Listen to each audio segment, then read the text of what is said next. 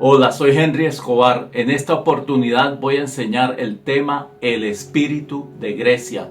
En la enseñanza previa sobre el espíritu de Anticristo mencioné que el espíritu de Grecia es otro principado de las tinieblas, el cual también ha estado operando en los aires para sustituir la unción de Cristo, ya que el espíritu de Grecia se opone a todo lo sobrenatural o lo milagroso para sustituirlo por el razonamiento humano. Y esto lo viene haciendo a través de los siglos con el fin de exaltar la habilidad intelectual del ser humano de tal manera que hace del hombre como un Dios o su propio Dios. Si vamos a Génesis 3 del 4 al 5, cuando en el huerto del Edén la serpiente dice: no moriréis, sino que sabe Dios que el día que comáis de él serán abiertos vuestros ojos y seréis como Dios, sabiendo el bien y el mal. Pues ese sigue siendo el lema del enemigo hasta el día de hoy. Veamos ahora lo que dice Daniel 10 del 18 al 20. Dice así la palabra de Dios: y aquel que tenía semejanza de hombre me tocó otra vez y me fortaleció y me dijo: muy amado, no temas, la paz sea contigo, esfuérzate y aliéntate. Y mientras él me hablaba, recobré las fuerzas y dije: hable mi Señor, porque me has fortalecido. Él me dijo: ¿sabes por qué he venido a ti? Pues ahora tengo que volver para pelear contra el príncipe de Persia, y al terminar con él, el príncipe de Grecia vendrá. Evidentemente ha habido una lucha espiritual por la sobrevivencia de Israel, y según la historia bíblica, después de que Israel fue cautiva e influenciada por el imperio medo-persa, vino la influencia de Grecia por medio del imperio romano, lo cual es algo que continúa hasta el día de hoy. En Zacarías 9 del 11 al 13 se encuentra un misterio profético en cuanto a Grecia muy significante, y dice así: y tú también por la sangre de tu pacto serás salva. Yo he sacado tus presos de la cisterna en que no hay agua. Volveos a la fortaleza, oh prisioneros de esperanza.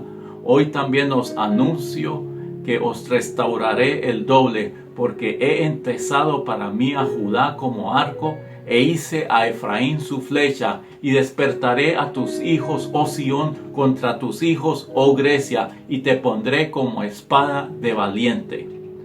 Una cisterna era para retener y administrar agua, aquel agua que refresca y sacia la sed. Y cuando se secaba el agua de la cisterna, aquel lugar se podía utilizar como celda para retener a los presos. Hoy día, en muchos lugares que se suponen ser para saciar la sed espiritual, lamentablemente se han convertido en centros de detención para prisioneros. Aún muchos, diciendo ser libres, están atrapados por el enemigo dentro de un sistema religioso, cultural o social, de todo menos espiritual y divino, ya que son lugares que carecen de la unción necesaria para saciar el espíritu humano y transformar su alma.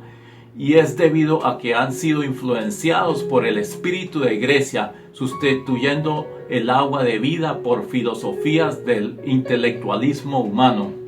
Colosenses 2 del 8 al 10 dice: mirad que nadie os engañe por medio de filosofías y huecas sutilezas, según las tradiciones de los hombres, conforme a los rudimentos del mundo y no según Cristo, porque en él habita corporalmente toda la plenitud de la deidad, y vosotros estáis completos en él, que es la cabeza de todo principado y potestad. Si eres uno de aquellos que están atrapados en unas de esas celdas de sequía espiritual, le recomiendo a que abra tus ojos y tu corazón a la verdad de Cristo, del Cristo vivo, y salgas de aquel lugar de mortandad para que puedas saciar tu sed espiritual y recobres las fuerzas y seas libre de todo engaño de las tinieblas. Zacarías 9 del 11 al 13 continúa con una palabra profética bien extraordinaria. Primeramente, el profeta Zacarías declara una palabra de restauración. Después continúa con algo que quizás es difícil de comprender. Esto es cuando dice: y despertaré a tus hijos, oh Sión, contra tus hijos, oh Grecia, y te pondré como espada de valiente. Primeramente, es la palabra de Dios revelada bajo la unción del Espíritu Santo la que nos puede hacer como espadas de valiente. Esto es entendible. Ahora bien, cuando dice: y despertaré a tus hijos, oh Sión, claramente se está refiriendo a los descendientes del pueblo de Israel. Y cuando dice contra tus hijos, oh Grecia, obviamente se refiere a los descendientes de Grecia. Pero según la historia, jamás hubo un conflicto bélico entre Grecia e Israel. O sea, estas dos naciones no han tenido una guerra entre sí. Por lo tanto, la pregunta es: ¿de qué se está refiriendo el profeta en este pasaje? Pues realmente se está refiriendo de una guerra espiritual y no de una guerra física. Una guerra que ha estado tomando lugar en el mundo espiritual debido a la influencia cultural y religiosa que el espíritu de Grecia ha tenido sobre los hijos de Sión. Y en cuanto a los hijos de Sión, no solo se está refiriendo a los descendientes biológicos de Israel, sino también a los descendientes espirituales, o sea, a los cristianos, ya que ambos somos de la fe del Dios de Abraham, del único y verdadero Dios. La Biblia en Efesios 6:12 nos enseña claramente acerca de la lucha espiritual que como creyentes todos confrontamos, cuando dice: porque no tenemos lucha contra contra sangre y carne, sino contra principados, contra potestades, contra los gobernadores de las tinieblas de este siglo, contra los huéspedes espirituales de maldad en las regiones celestes. El espíritu de Grecia es una de las potestades más fuertes e influyentes del mundo. Dentro de la cultura griega habían tres diosas principales. La primera era Atenea, la cual representa el rechazo a todo lo profético y lo sobrenatural.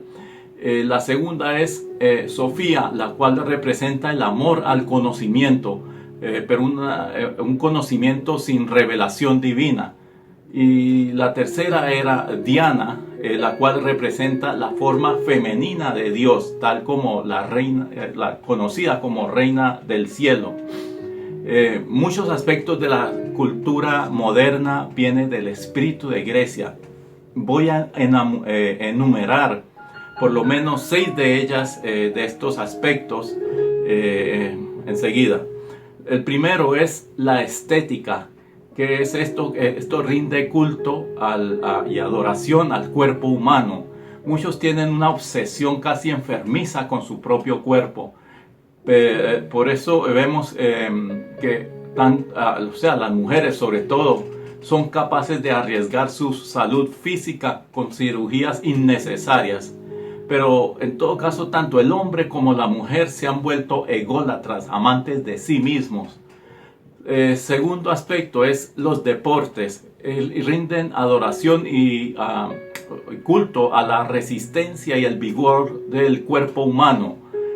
Muchos le dedican toda su atención al deporte. Su mente se ocupa e inunda continuamente con datos de algo que no es más que una fantasía competitiva. Los que viven obsesionados con su equipo o su atleta favorito están practicando en cierta forma de idolatría al dios Olympus, que era uno de los dioses de la mitología griega. Ahora, el tercer aspecto es el gobierno, específicamente la ideología que rige el sistema democrático. Aunque parece ser un sistema gubernamental muy justo, ya que intenta darle participación al pueblo para autorregirse de acuerdo a su conciencia.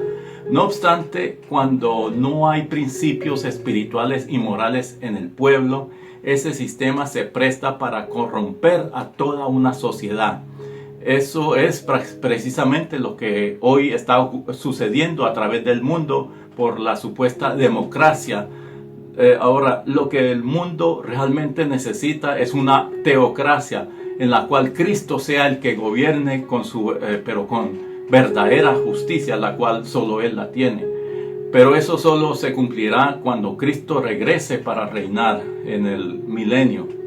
Ahora, el cuarto aspecto es la religión. Esto rinde adoración a los dioses de la mitología griega. Ahora, fíjense bien lo que voy a decir. Estos dioses de la mitología griega realmente esto no es un mito, pero tampoco son dioses. Realmente son nefalines. Estos son seres que descienden del coito entre los ángeles caídos y las mujeres humanas. También identificados como gigantes o como valientes y varones de renombre, según relata el capítulo 6 de Génesis. Este punto se presta para una larga y extensa enseñanza de este tema por sí solo. Quizás lo podríamos hacer más adelante. Ahora, el quinto aspecto es la filosofía. Rinde adoración al intelectualismo o el conocimiento del ser humano. De hecho, Grecia es bien conocida por sus célebres filósofos, tales como Aristóteles, Platón, Sócrates, entre otros. Lo cierto es que el espíritu de Grecia rechaza todo aquello que no puede entender con el razonamiento humano y por lo tanto descarta la necesidad de Dios. Y el sexto aspecto es el teatro, de aquí es de donde se origina pues el drama y la actuación, o sea, de Grecia, es conocida también por este aspecto. Casualmente la palabra actor de teatro viene del término hipócrites, de donde viene la palabra hipócrita. Bueno, el hecho es que claramente hay mucho que decir con respecto a los 6 aspectos del espíritu de Grecia que hemos enumerado, pero solo voy a enfatizar los últimos 2, ya que aquellos son los más relevantes para la iglesia de hoy, específicamente y especialmente en este tiempo profético y final que estamos viviendo. A pesar de que entre las idiosincrasias más importantes de Grecia es ser la cuna de los pensadores o filósofos más reconocidos de la historia del mundo, ninguna de sus filosofías se comparan con la revelación bíblica, ya que aquellas filosofías no son más que teorías y opiniones erradas de hombres mortales, ¿no? En comparación a las verdades de la palabra de Dios reveladas por la inspiración del Espíritu Santo. Hay una gran diferencia entre lo que es la inteligencia y la sabiduría, igual que entre lo que es el conocimiento y el entendimiento. La inteligencia y el conocimiento solo responden al qué de las cosas, mientras la sabiduría y el entendimiento responden al por qué de las cosas. O sea, el saber el qué de las cosas no es lo mismo que saber el por qué de las cosas.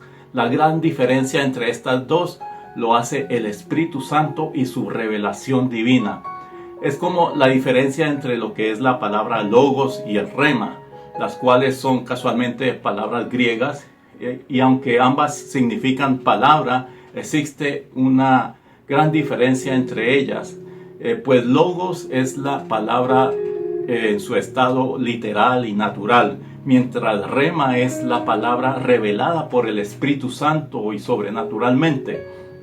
Mejor dicho, una es letra, mientras la otra es el espíritu de esa letra.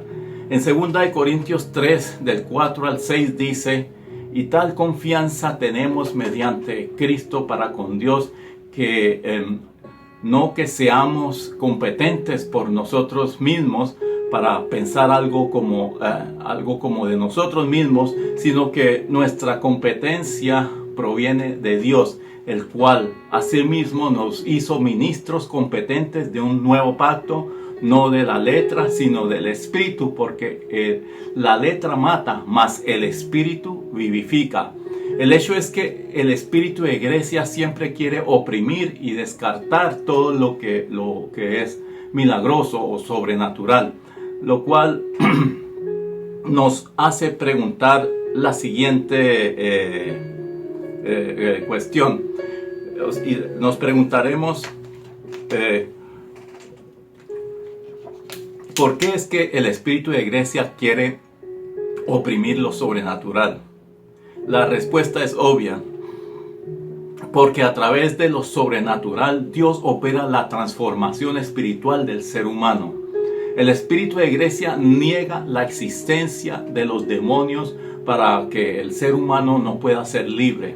El espíritu de Grecia niega la sanidad divina para que el ser humano no pueda ser sano y siga enfermo sin esperanza en su cuerpo, o sea, para que no se vea esa mano poderosa de las promesas de Dios que nos ha dado en su palabra acerca de la sanidad. Y ahora, el espíritu de Grecia niega la existencia de los dones del Espíritu Santo para que Dios no pueda hacer ninguna obra extraordinaria a través de sus hijos. A través del raciocinio, el espíritu de Grecia cataloga a todo lo que no pueda entender como locura.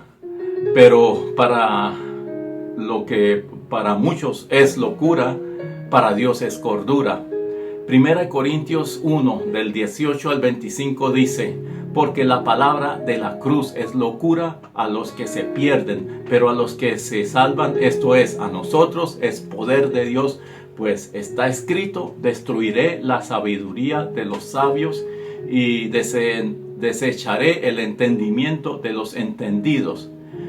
¿Dónde está el sabio? ¿Dónde está el escriba? ¿Dónde está el disputador de este siglo?